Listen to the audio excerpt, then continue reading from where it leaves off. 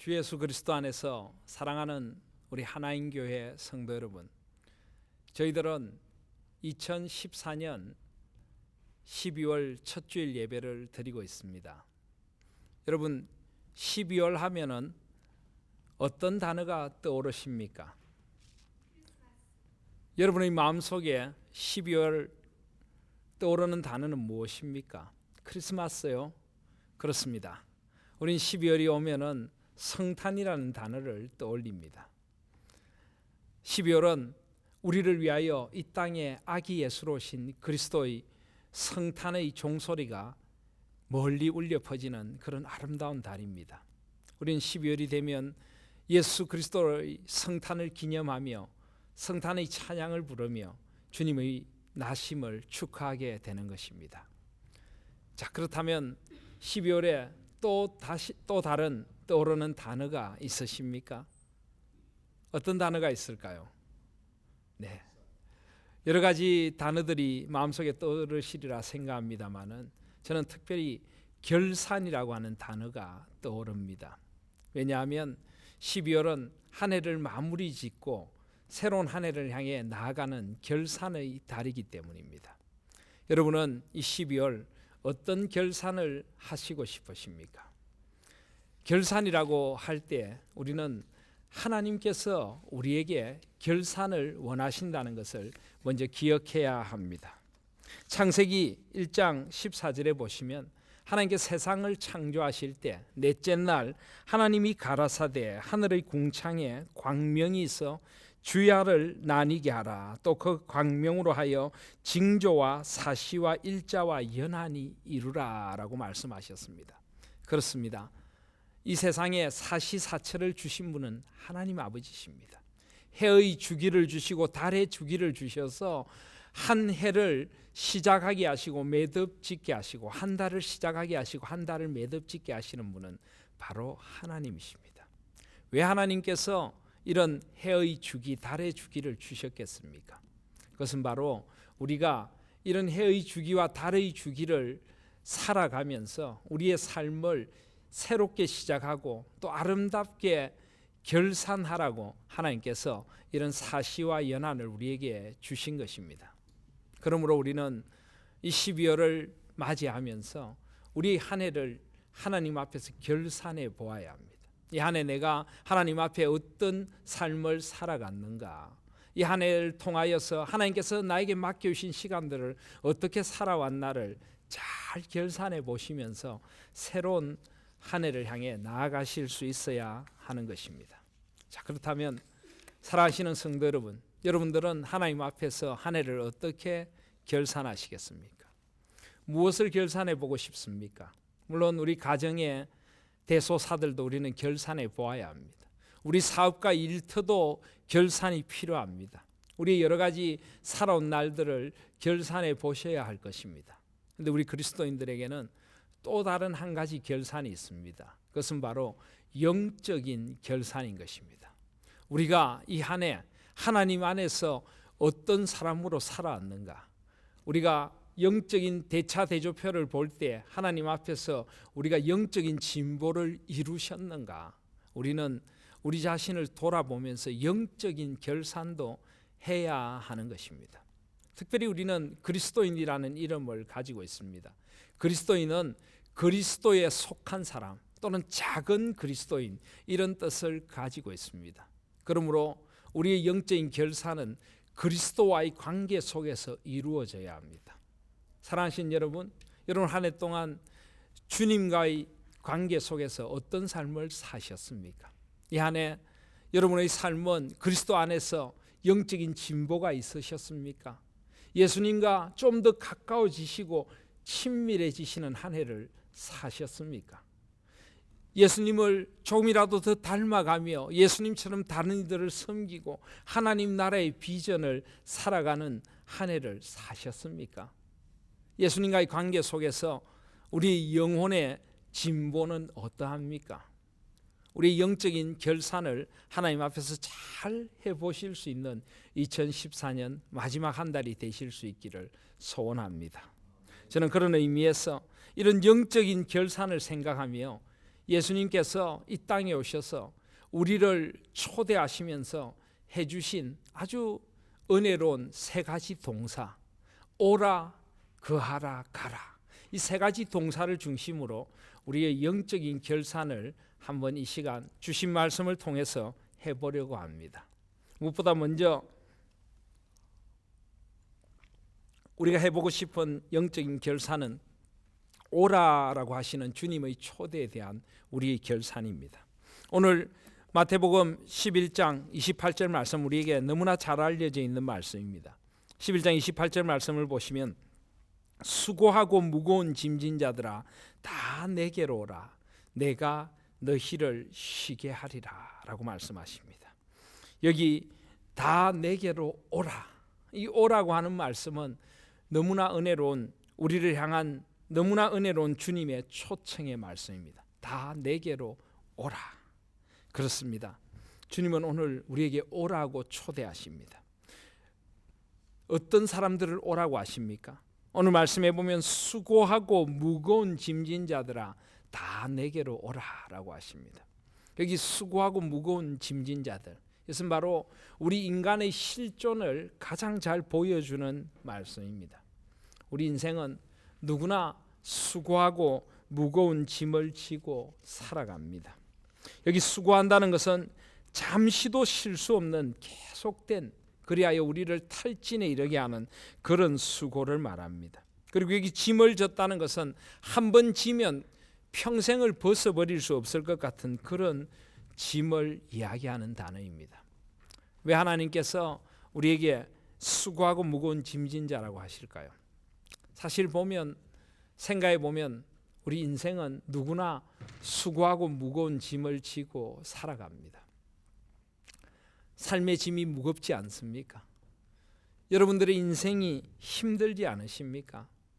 내가 살아가는 인생길, 내가 책임져야만 할 일들, 내가 지고 갈 수밖에 없는 삶의 무거움들, 우리 모두에게는 이런 수고와 무거움의 짐들이 다 있는 것입니다.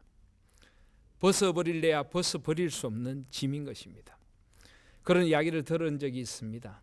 한 가장이 너무 인생의 짐이 무거워서 이제 이 짐을 내려놓아야 되겠다 하는 생각을 하게 되었습니다. 그는 새벽에 일어나서 이제 다시 돌아올 수 없는 길을 떠나려고 마음을 먹었습니다. 잠들어 있는 아이들에게 마지막 작별의 뽀뽀를 했습니다. 잠들어 있는 사랑하는 아내에게 마지막 작별의 인사를 나누었습니다. 이제는 내 인생의 짐을 이만큼 이 정도에서 내려놓아야 되겠다는 결심을 했던 것입니다. 그는 새벽 어스름에 집을 나와서 차에 시동을 걸고 그의 인생의 마지막을 정리할 수 있는 어딘가를 향해서 달리기 시작했습니다. 그런데 달리면서 이런저런 생각에 사로잡혀 있다가 음악을 듣고 싶은 생각이 들었습니다. 그래서 차 안에 음악을 들을 수 있는 음향기기를 켰습니다. 그런데 그곳에서 그의 아이들이 듣고 있던 동요의 한 구절이 흘러나왔습니다. 그 동요는 이런 것입니다. 한 곡에 넘어서 아이고 다리야, 두 곡에 넘어서 아이고 다리야, 다리야 다리야 아이고 다리야. 그 노래가 계속 흘러나옵니다. 그 동요를 듣고 있던 가장의 눈에 갑자기 눈물이 쭉 흘러내렸습니다. 그렇습니다. 한 곡에 넘어서 아이고 다리야, 두 곡에 넘어서 아이고 다리야. 그게 인생길인데 내가 만약에 떠나고 없다면은 내가 없는 그 자리에서 사랑하는 아내와 사랑하는 아이들이 그 인생의 무거운 고갯길을 어떻게 지나갈까? 내가 지고 있는 이 짐이 무겁다고 내 짐까지 그들에게 떠맡겨 버리면 그들은 그 인생길을 어떻게 걸어갈까? 한 곡에 넘고 두 곡에 넘어 걸어갈 수밖에 없는 인생길인데 가장은 그 노래 속에서 자신의 어리석음을 후회하고 마지막 길을 떠나려던 발걸음을 돌이켜서 그 가족들을 안고 그 고갯길을 함께 넘어가야 되겠다. 그 가족들이 져야 할 짐들을 함께 지고 넘어가야 되겠다는 생각을 하고 돌아왔다는 이야기를 들은 적이 있습니다. 그렇습니다.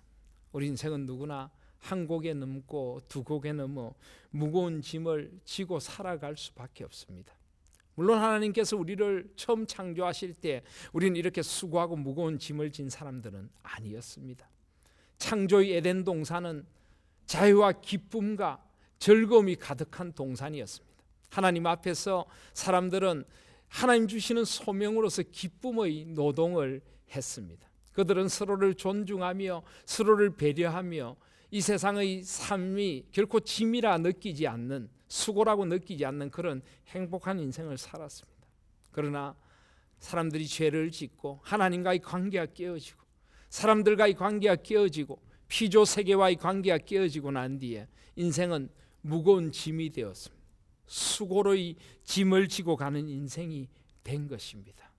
사랑하신 여러분, 여러분의 인생의 짐이 너무 무겁지 않습니까? 또 우리에게는 죄의 짐이란 것도 있습니다.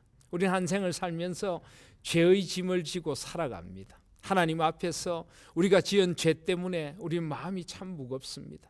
누군가에게 준 상처와 아픔 때문에 우리는 그 죄의 짐 때문에 늘 무거운 가슴을 안고 살아갑니다.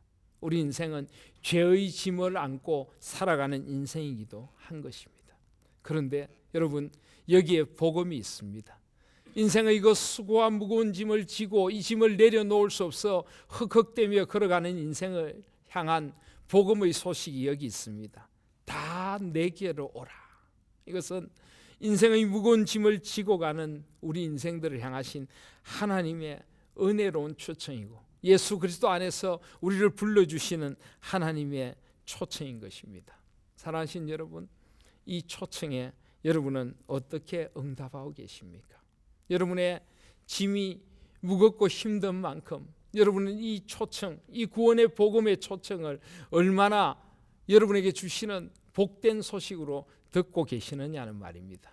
목회를 하면서 참 안타까운 것 가운데 하나가 모든 사람들이 이 수고와 무거움의 짐을 다 지고 살아가는데 이 수고와 무거움의 짐을 지고 살아가는 사람들을 향해서 주님께서 오라고 하시는데도 이 초청에 아멘으로 응답하며 주님께 나아가는 사람들이 의외로 그렇게 많지 않더라는 것. 이것이 바로 목회라는 목사로서의 마음 아픔입니다. 믿음이란 무엇입니까? 믿음이란 온전히 맡기는 것입니다. 믿음이란 나의 삶의 모든 수고와 무거움의 짐들을 주님 앞에 다 가지고 나가 그분 앞에 맡겨드리는 것이 바로 믿음인 것입니다. 그래서 오늘 우리 주님께서는 25절 이하에 보시면 바로 그 믿음에 대하여 말씀합니다. 25절을 보시면 그때 예수께서 가라사대 천지의 주제이신 아버지여 이것을 지혜롭고 슬기 있는 자들에게는 숨기시고 어린 아이들에게는 나타내심을 감사하나이다. 옳소이다. 이렇게 된 것이 아버지의 뜻이니이다 라고 말씀하십니다. 그렇습니다.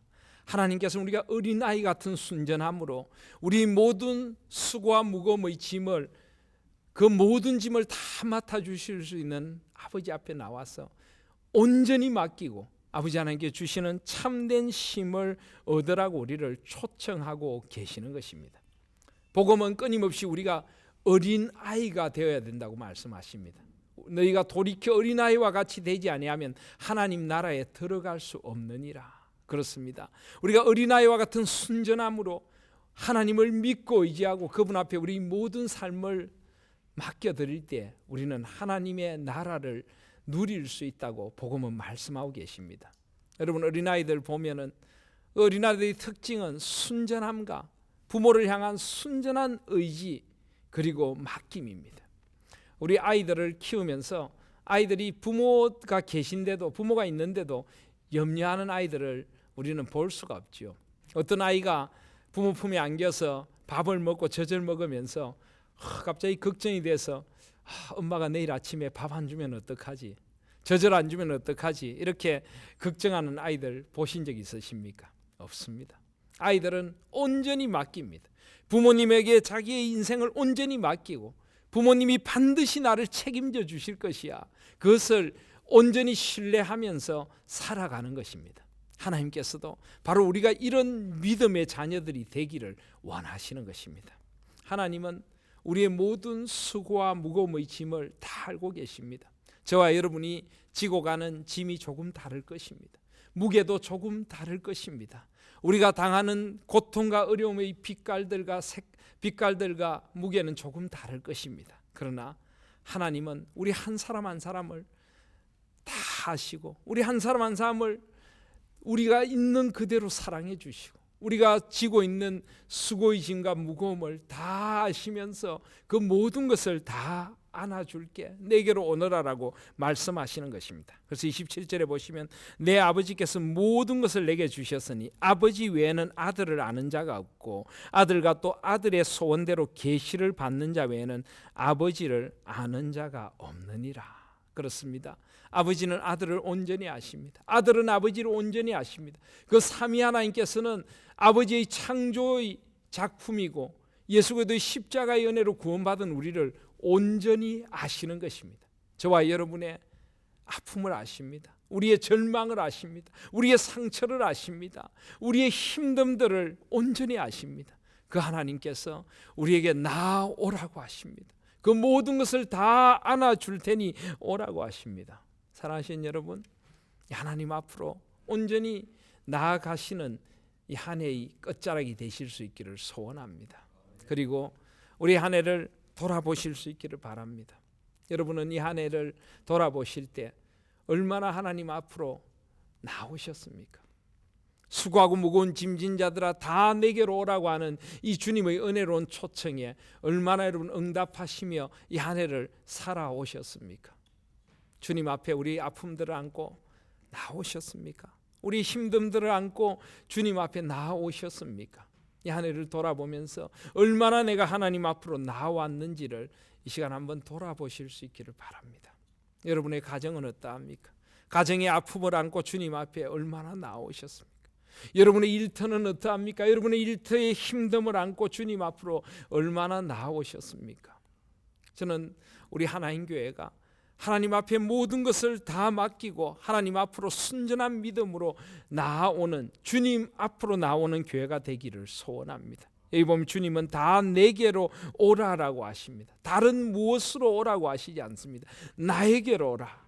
이 교회의 전통으로, 이 교회의 건물로, 이 교회의 무슨 프로그램으로 오라가 아니라 나에게로 오라. 주님께 나아가면 우리는 진정한 자유와 기쁨을 누리게 되는 것입니다.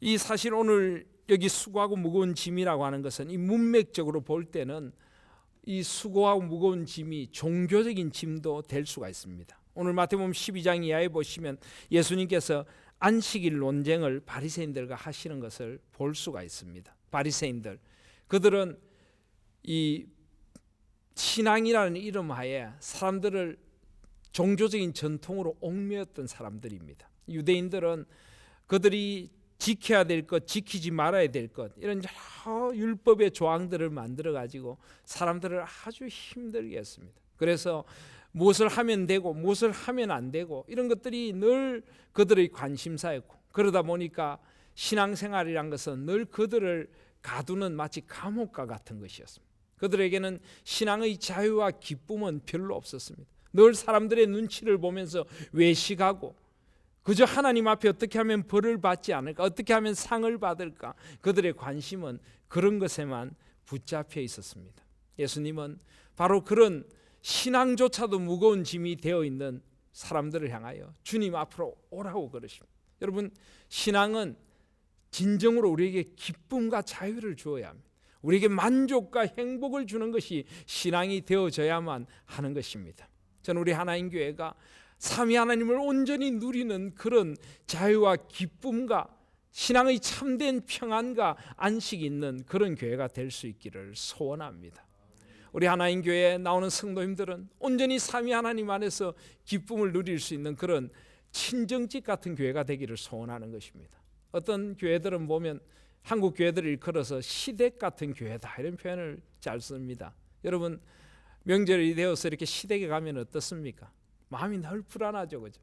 늘 시댁에서는 그냥 사람을 덜덜 볶습니다. 물론 안 그런 시댁도 있겠지만은 늘 해야 될 일들 눈치가 보이고 뭔가 해야만 만족을 얻을 수 있고, 그런 교회, 꼭 시댁 같은 그런 교회들이 참 많이 있습니다. 가면은 뭔가를 반드시 의무적으로 해야 하고 뭔가를 반드시 의무적으로 드려야 하고 그저 사람들의 눈치가 보이고 빨리 좀 이곳을 떠나고 싶은 그런 힘듦을 주는 그런 교회. 저는 우리 하나님 교회가 그런 교회가 되지 않기를 원합니다. 저는 우리 교회가 친정집 같은 교회가 되기를 원합니다. 이곳에 오면 마음의 안식이 있고 평안이 있고 누림이 있는 그런 교회, 위로가 있고 치유와 회복이 있는 그런 교회가 될 수 있기를 소원합니다. 그래서 종교개혁자 존 칼빈은 교회는 어머니의 품이다. 하나님께서 하나님의 따스한 품에 우리를 품어주실 때 그 따스한 품을 이 땅에서 보여줄 수 있는 어머니의 품과 같은 교회, 힘과 안식이 있는 교회, 우리 하나님 교회가 될 수 있기를 소원합니다. 그리고 신방을 하면서 제가 느낀 것 가운데 하나가 우리 교회 참 젊은이들, 자녀들이 참 많은 상처를 안았다는 그런 것을 제가 느끼게 되었습니다. 우리 어른들 못지않게 우리 자녀들이 그 전에 신앙생활했던 거기로부터 받은 상처들을 극복하지 못하고 있는 것들을 참 많이 보았습니다. 저는 참 마음이 아팠습니다. 저는 앞으로 우리 교회, 우리 자녀들, 우리 젊은 세대들, 우리 다음 세대들이 주님 앞으로 올 수 있는 그런 교회로 우리 하나님 교회가 세워져 가기를 소원합니다. 우리 자녀들을 하나님께로 데리고 나와서 그 하나님의 품 안에서 진정한 삶의 의미를 발견하고 나를 창조해 주신 하나님 앞에서 그 세상 무엇과도 비교할 수 없는 소중한 나 자신을 발견하고 구원의 주님 안에서 그 구속의 사랑을 만나고 성령 하나님 안에서 새로운 비전을 발견해서 삼위 하나님 안에서 우리 아이들이 새롭게 날 수 있도록 하나님 앞으로 그 아이들을 데리고 오고 다음 세대를 데리고 오는 그런 교회, 그런 교회가 될 수 있기를 소원합니다. 우리 하나님 교회가 주님께서 오라고 하시는 주님의 초대 앞에 아멘으로 하답할 수 있는 그런 교회 될 수 있기를 소원해 보는 것입니다. 두 번째로 주님은 우리에게 오라고 하실 뿐만 아니라 주님께로 나온 우리들을 거하라라고 말씀하십니다. 성경에 주님의 은혜로운 초대 가운데 또 다른 하나는 거하라는 것입니다. 주님께서는 나의 안에 거하라라고 하십니다. 주님 안에 머물러 있자고 하시는 것입니다. 오늘 29절 말씀에도 보시면 나는 마음이 온유하고 겸손하니 나의 멍에를 메고 내게 배우라. 그러면 너희 마음이 쉼을 얻으리라 라고 말씀합니다. 여러분 조금 이상하지 않습니까? 분명히 28절에는 수고하고 무거운 짐진 자들아 다 내게로 오라 내가 너희를 쉬게 하리라. 우리의 모든 수고와 무거움의 짐들을 주님이 다 안아주시라고 약속하셨습니다. 그런데 왜 그 주님께서 29절에 보시면 나의 멍에를 메라라고 말씀하시는 걸까요? 아니 이것은 좀 말씀이 다르지 않습니까? 분명히 쉬게 해주신다고 해놓고 왜 멍에를 메라고 하시는 걸까요? 사랑하시는 여러분, 하나님께서 진정 우리에게 원하시는 삶이 어떤 것일까요? 여러분 우리가 쉰다고 해서 모든 것을 다 내려놓고 아무것도 하지 않고 무위도식하면서 살아가면 과연 우리가 만족을 누릴 수 있을까요? 행복할까요? 우리 인간은 그렇게 지어지지 않았습니다. 하나님은 우리를 이 땅에 보내주실 때 우리가 꼭 해야 할 사명과 소명이 있어서 우리를 그 사명과 소명을 손에 쥐어 이 땅에 보내주셨습니다. 사람은 하나님께서 맡겨주신 가장 아름다운 사명과 소명의 일을 다할 때 가장 큰 만족을 느끼고 기쁨과 행복을 누리게 되는 것입니다. 지금 주님께서는 바로 그 사명과 소명의 자리로 우리를 초청하고 계시는 것입니다. 나는 마음이 온유하고 겸손하니 나의 멍에를 메고 내게 배우라. 이 땅에서 내가 해야 될 일들을 어떻게 해야 될 것인지 주님 앞에 배우라라고 말씀하시는 것입니다. 가만히 생각해 보면 우리가 주님 앞에 나와서 쉼을 누린다고 하지만은 우리가 이 땅에서 해야 될 모든 일들이 사라지는 것 아닙니다. 우린 여전히 하나님 앞에 나와서 은총을 누리지만은 이 땅에서 우리가 책임져야 할 일들이 있고 책임져야 할 가족들이 있고 우리에게 맡겨진 일들이 있습니다. 주님은 그 일들을 정말 하나님 안에서 어떻게 해야 될지를 배우라고 말씀하십니다. 그전에는 예수 그리스도가 없이 나의 욕심을 따라서 나, 내 가족, 내 성공, 내 일만 알고 그 일을 했다면 그것은 나의 삶의 무거운 짐이었고 힘든 짐이었다면 이제는 그 모든 것을 주님 앞에 내려놓고 이제는 나의 사명으로서의 일을 회복하라는 것입니다. 똑같은 일을 해도 하나님 나라의 관점에서 주님이 원하시는 방식으로 주님의 뜻으로 그 일들을 할 때 우리는 그 일이 무거운 짐이 아니라 하나님 주신 즐거운 소명과 사명의 자리가 될 수 있는 것입니다. 오늘 28절에 그런 의미에서 내가 너희를 쉬게 하리라 라고 하셨는데, 이 쉬게 한다는 것은 아무것도 하지 않는다는 뜻이 아닙니다. 이것은 쉬게 한다는 것은 새롭게 한다, 원기를 회복한다, 리프레시, 우리 모든 것이 새롭게 된다는 의미입니다. 그렇습니다.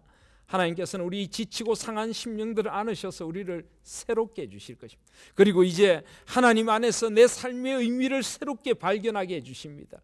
그리고는 주님께 배운 그 모습으로, 주님의 마음으로 세상을 섬기고 주님의 뜻으로 이 세상을 섬기는 자리로 새롭게 나아게 해주시기를 원하시는 것입니다. 그리하여 주님은 나와 함께 거하자라고 하십니다. 29절에 보시면 나는 마음이 온유하고 겸손하니 나의 멍에를 메고 내게 배우라.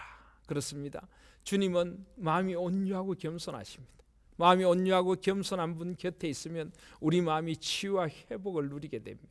온유와 겸손을 닮아가게 되는 것입니다. 주님처럼 온유함을 배우고 겸손함을 배워서 이 세상에 나에게 맡겨주신 소명과 사명의 일들을 온유와 겸손의 사람으로 일어서도록 하려고 내게 배우라라고 주님께서 초청하고 계시는 것입니다. 그러면 너희 마음이 힘을 얻으리라. 우리의 마음이 주님 안에서 새롭게 됨을 얻게 될 것이라고 말씀하시는 것입니다. 사랑하신 여러분, 2014년 한 해를 돌아보시면서 여러분은 얼마나 주님의 멍에 아래서 배우는 삶을 사셨습니까? 얼마나 주님과 함께 거하시면서 그분의 온유와 겸손으로 말미암아 치유와 회복을 누리고 그분의 방식대로 세상을 살 수 있는 길들을 얼마나 배우셨습니까? 얼마나 여러분들은 말씀으로 새롭게 되시고 기도로 새롭게 되시며 주님 앞에 배우시는 한 해를 사셨습니까? 물어보고 싶습니다. 사랑하신 여러분, 우리는 주님께 배워야 합니다.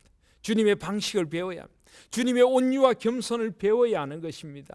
주님의 비전을 배워야 하는 것입니다. 저는 우리 하나님 교회가 주님과 함께 거하는 교회가 되기를 소원합니다. 주님께 온전히 말씀을 배우고 기도를 통하여 나의 삶을 향한 주님의 뜻을 묻고 주님의 온유와 겸손을 배워서 주님처럼 섬길 수 있는 교회가 될 수 있기를 소원하는 것입니다.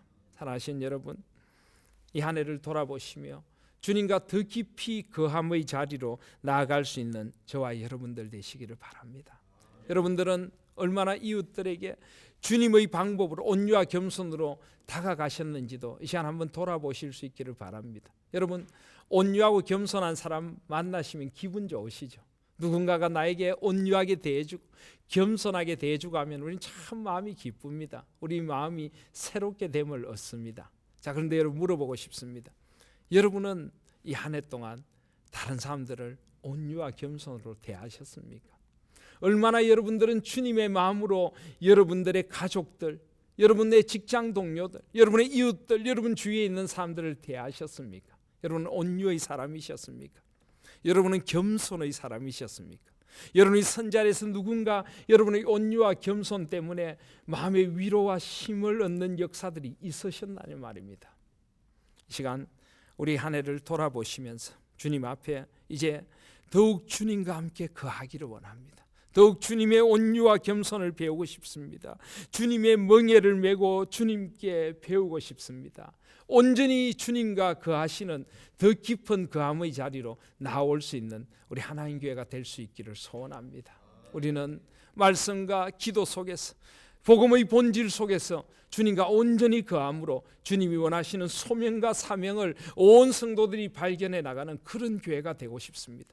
주님의 방식으로 세상을 섬기고 주님의 눈으로 세상을 바라보며 하나님 나라의 가치관과 비전을 갖고 세상을 섬기는 그런 교회가 될 수 있기를 소원합니다. 주님 앞에 거하실 수 있는 저와 여러분들 되시기를 바랍니다. 마지막으로 주님께서 우리에게 주시는 아름다운 초대는 가라라고 하는 초대입니다. 물론 오늘 본문 말씀은 가라라는 말씀을 우리에게 하지 않습니다만은 29절에 보시면 나는 마음이 온유하고 겸손하니 나의 멍에를 메고 내게 배우라. 배우라는 것은 주님께 배워서 세상을 향해 나아가라는 것입니다. 주님의 뜻을 안고 가라는 것입니다. 주님께서는 이 땅에 오셔서 우리를 세상 속으로 파송하시며 가라라고 하십니다. 오늘 사실 이 마태복음 11장 말씀은 10장부터 시작되는 큰 단락 속에 있습니다. 10장에 보시면은 우리 주님께서 12제자를 보내십니다. 세상을 향해 파송하면서 천국 복음, 하나님 나라의 비전을 전하라고 하십니다. 그리고 11장에 보시면은 그 복음을 받아들이는 사람들과 받아들이지 않는 사람들에 대해서 말씀하시면서 이제 너희들이 가기 위하여 온전히 주님께 먼저 와야 되고 주님과 거해야 되고 주님께 배운 그 배움을 향해서 배움을 가지고 세상을 향해서 나아가라고 말씀하고 계시는 것입니다. 성경은 우리가 가라고 하십니다. 그런데 가라는 것이 초대가 될 수 있을까요? 가라는 게 어째서 주님의 은혜로운 초대일까요? 저는 가라는 말씀도 주님의 초대라고 믿습니다. 왜냐하면 주님은 우리를 쓰시기 위하여 우리를 세상 속으로 보내십니다. 나의 인생을 주님의 나라를 위하여 쓰시기 위하여 나를 불러주시고 나를 새롭게 하셔서 세상 속으로 보내신다는 것, 이것은 우리 인생을 향한 은혜로운 초대가 아닙니까? 나같이 부족하고 연약한 사람을 주님의 나라를 위하여 쓰시려고 가라고 하시는 이것은 우리 인생을 향한 주님의 가장 아름다운 초대 가운데 하나인 것입니다. 그리고 주님은 가라고 하실 때 절대 우리를 홀로 두지 않으십니다. 보라, 내가 세상 끝날까지 너희와 함께 하리라. 삼위 하나님께서는 우리가 가는 그 자리에 반드시 함께 가실 것입니다. 거기에서 새로운 창조의 역사가 일어나게 해주실 것입니다. 구원의 역사가 일어나게 해주실 것입니다. 성령 하나님의 능력으로 우리와 함께 해주실 것입니다. 그래서 우리를 가라고 하는 것은 주님께서 함께 하시겠다는 약속이기도 하기에 아름다운 초대인 것입니다. 사랑하시는 여러분, 주님께 오시고 주님께 거하며 주님의 마음을 배워서 이제 주님의 비전으로 세상을 물들일 수 있는 자리로 나아갈 수 있는 저와 여러분들이 되시기를 바랍니다. 특별히 주님은 멍에를 메고 내게 배우라 하라고 하셨는데요, 이 이스라엘에는 멍에, 이 짐승들이 밭을 갈거나 할 때에 이 멍에를 두 마리가 함께 맵니다. 두 마리가 함께 맬 때 한 마리는 반드시 굉장히 힘이 셉니다. 그리고 한 마리는 좀 힘이 약하거나 그 새끼라도 괜찮습니다. 그저 한 마리는 균형만 잡아주면 되는 겁니다. 결국 힘이 센 소나 말이 이 멍에를 끌고 가게 되는 것이고 나머지는 그 뒤를 쫄랑쫄랑 따라가면서 균형만 잡아주면 되는 겁니다. 저는 이 모습이 참 아름답습니다. 주님은 우리의 멍에를 친히 메고 가십니다. 내 삶의 멍에, 내가 해야 될 사명과 소명의 자리에 주님이 함께 해주시고 그 모든 자리에 함께 가십니다. 나는 그저 주님을 따라가면서 주님께 배운 대로 주님의 일을 수종들면서 쫄망쫄망 따라가기만 하면 나의 인생을 통해 하나님께서 놀라운 일을 이루어 주시라고 약속해 주시는 것입니다. 그래서 30절에 보시면 이는 내 멍에는 쉽고 내 짐은 가볍다. 주님은 그렇게 말씀하십니다. 여기 쉽다는 것은 지기 쉽다는 표현도 되지만 나에게 꼭 맞는 멍에라는 표현도 됩니다. 우리가 멍에라든지 지게라든지 하는 것이 나의 몸에 잘 맞아야 잘 질 수가 있는 거죠. 주님은 우리 몸에 꼭 맞는 멍에를 아십니다. 주님은 내가 이 땅에서 충분히 지고 사명을 이루기 위해서 갈 수 있는 멍에를 나를 위하여 특별히 만들어 주시는 것입니다. 그래서 여기 쉽다는 말을 어떤 영어 성경에는 테일러메이드라고 씁니다. 옛날에 우리가 테일러라고 하는 것은 양복점을 테일러라고 했죠. 맞춤 양복이다. 나한테 꼭 맞는 맞춤. 주님은 그런 멍에를 아십니다. 내가 충분히 지고 갈 수 있고 내가 즐겁게 행복하게 지고 갈 수 있고 내가 그것을 지고 감으로써 나의 삶을 하나님 안에서 아름답게 이루어 드리는 그 멍에를 주님은 아시는 것입니다. 그리고 내 짐은 가볍다. 이 가볍다는 말은 즐겁다는 말로도 쓰여집니다. 그렇습니다. 주님과 살아가는 한 생은 즐겁습니다.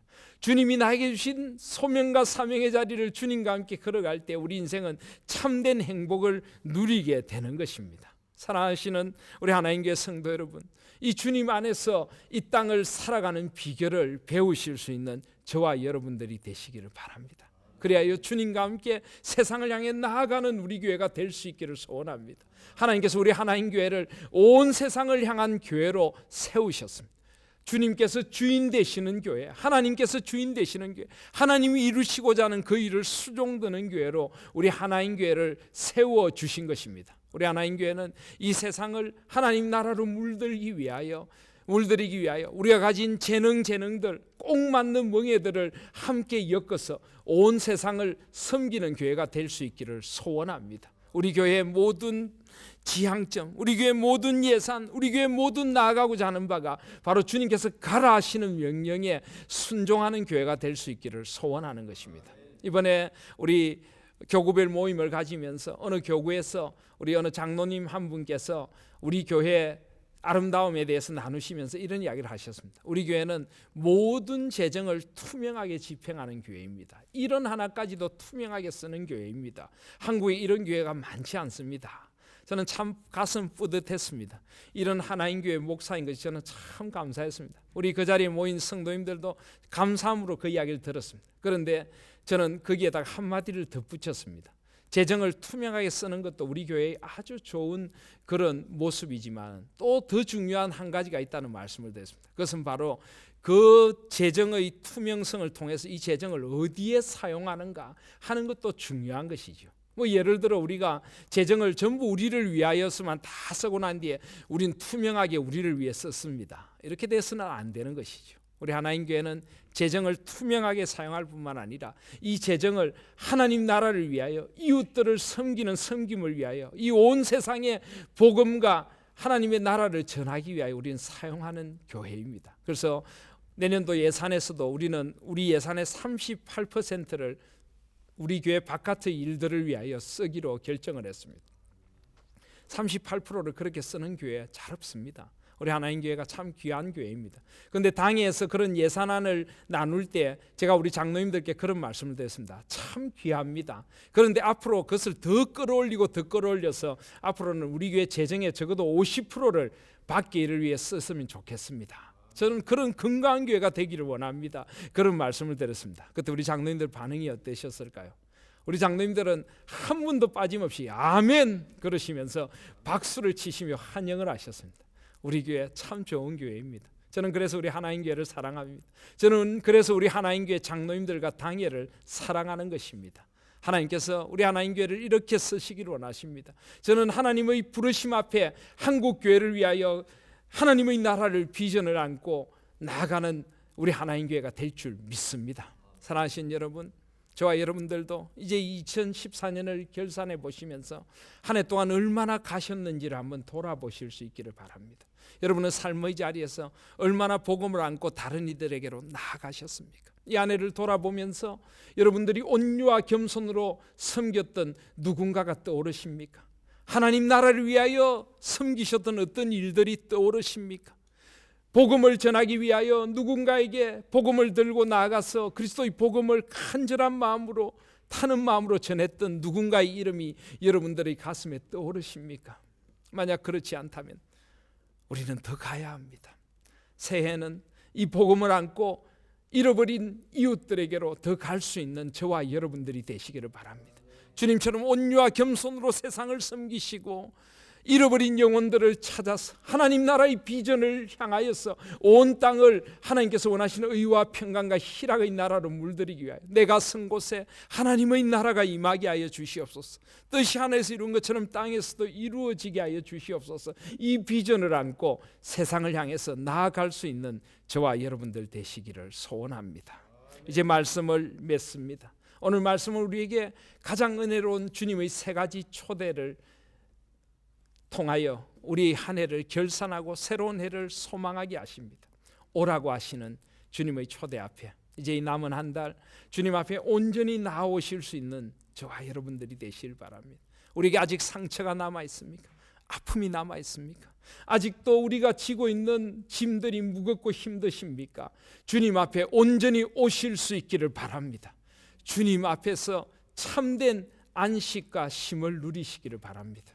그리고 주님 안에 깊이 거하십시오. 마음이 온유하고 겸손하신 그분의 멍에 아래서 쉼과 회복을 누리시고 그분께 배우실 수 있기를 바랍니다. 여러분의 사명과 소명을 새롭게 발견하시고 이 사명과 소명을 이루어갈 길도 배우시길 바랍니다. 주님 안에 거하십시오. 그리고 주님의 뜻을 따라 가시기를 바랍니다. 온 세상을 주님의 나라로 물들이고 주께서 나를 불러주시는 그 순간까지 우리의 삶이 온전히 주님 앞에 쓰임받는 복된 자리로 가실 수 있기를 바랍니다. 주님이 세상 끝날까지 우리와 함께 하실 것입니다. 이 복된 약속을 안고 오고 거하고 가실 수 있는 우리 하나님 교회가 될 수 있기를 주님의 이름으로 소원드립니다. 아멘.